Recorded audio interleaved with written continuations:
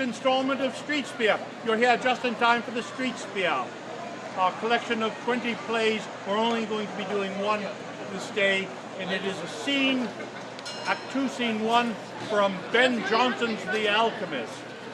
In this scene, Sir Mammon, a gullible knight, invites his friend Surly to meet Subtle, an alchemist of rather dubious integrity, who Mammon has hired to make him wealthy. This is the day wherein to all my friends I shall pronounce the happy word, be rich! Today we shall be spectatissimi.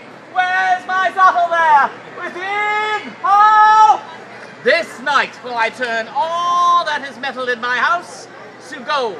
Then, early in the morning, will I to the plumber and pewterer and buy their tin and lead up. Oh, and then to Lothbury to buy up all the copper. What, and turn that too? Yes! And then I'll buy Devonshire and Cornwall and make them proper Indies. Do you admire now? No, Faith. But when you have seen the effects of the great medicine, of which one part, when projected unto 100, of Mercury or Venus or the moon, will turn it into as many of the sun, nay, to 1,000, so ad infinitum, you will believe me. Faith, I have a humor. I would not willingly be gulled. Your stone cannot transmute me. Partamax, sir, will you not believe antiquity?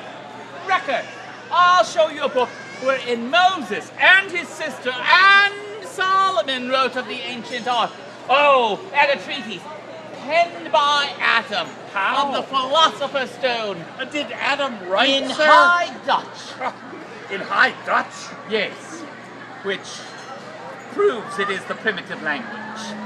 All of my shirts I will have of taffeta sarsnet, soft and light as a cobweb. As for my other raiment, it will be as such that would provoke the Persian were he to teach the world to riot anew. My gloves I will have of fish and bird skin, perfumed by gums of paradise and the eastern air. And do you hope to have the stone with this? No, I do intend to have all of this with the stone. Oh! Here he comes, not a profane word afore him. 'Tis poison. Good morrow, father. Gentle son, good morrow. And to your friend there, what is he is with you? Oh, and the heretic, I did bring along that you may convert him. Take heed you do not cause a blessing leave you with your ungoverned haste. I should be sorry to see my labors, now even at perfection, got by long watching and large patience, not prosper where my love and zeal had placed them. Oh, I know, sir, and you shall have no need to fear me. I but come to have you confute this gentleman. Who is indeed, sir, somewhat costive of belief toward your stone, would not be gulled. Well, son, all that I can convince him in is this. The work is done! Christ's soul is in his robe. We have a medicine of the triple soul, the glorified spirit. Thanks be to heaven, and make us worthy of it. When do we make projections? Son, be not hasty. I exalt our medicine by hanging him in balneo vaporoso, and giving him solution, then congeal him, and then dissolve him, then again congeal him. For look how oft I do iterate the work. So many times I have added unto his virtue, and after 5 iterations, convert 1,000 ounces of any imperfect metal into pure silver or gold. In all examinations, good as any of the natural mind. Go get your stuff this afternoon. Your brass, your pewter, and your andirons. Not those of iron. Yes, you may bring them too. We'll change all metal. I'll believe you in that. Oh, then I may send my spits. Yes, and your racks. And dripping pans, and pot hangers, and hooks, shall he not? If he please. To be an ass. Ooh. How, sir? This gentleman, you must bear with all. I told you he had no faith. And little hope, and much less charity, should I gull myself. Why, what have you observed, sir, in our art seems so impossible? But your whole work, no more, that you should hatch gold in a furnace, sir, as they do eggs in Egypt. Sir, do you believe that eggs are hatched so? If I should, Why, I believe that's the greater miracle. For no egg but differs more from a chicken than metals do in themselves. well, that cannot be.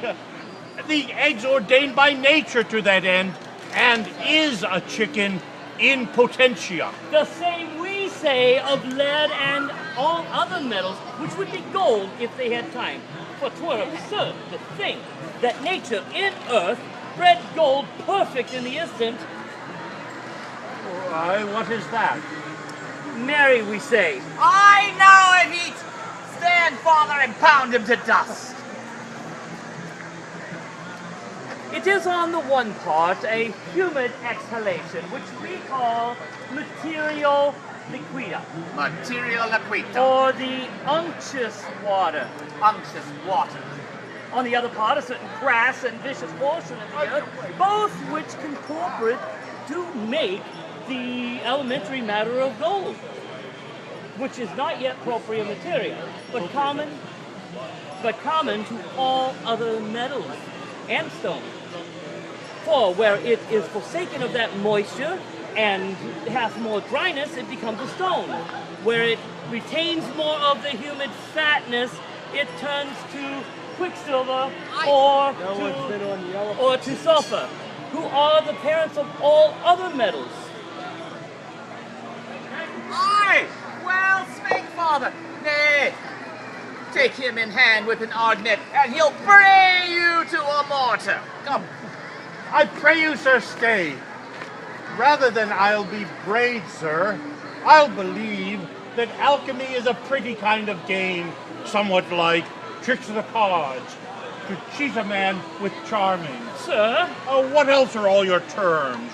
Your stone, your medicine, your chrysosperm, your sal, your sulfur, your mercury, your oil of height, your tree of life, your blood, your marcasite, your tutier, your magnesia, your toad, your crow, your dragon, and your panther, your sun, your stars, your firmament, your adra, hair of the head, burnt cloud, chalk, merge, and clay, a powder of bones, a scaling of iron, glass, and worlds of other strange ingredients would burst a man to name. and all these named, intending but one thing, which art our writers use to obscure their art. Sir, so I told him, so that the simple idiot should not learn it and make it vulgar. Is not all the knowledge of the Egyptians not writ in mystic symbols? Speak not the scriptures oft in parables? Are not the choicest fables of the poets that were the fountains and first springs of our wisdom not wrapped in perplexing allegories? I urged this and cleared to him that Sisyphus was damned to roll the ceaseless stone because he would have made ours common. All arts have still had, sir, their adversaries, but ours the most ignorant. A scene from The Alchemist by Ben Jonson. Thank you so much. And if you are playing along with us, which some of you I assume are, I have a stamp right here to stamp your card. If you do not know of which I speak, these cards, you can find out at the customer service. This is a game to see all 20 of our scenes, get each scene stamped as you get it. There's a map and a schedule there as well. And when you see one, we will stamp your card like that. And when you fill your entire card, as you've almost done, you can turn it in for fabulous prizes.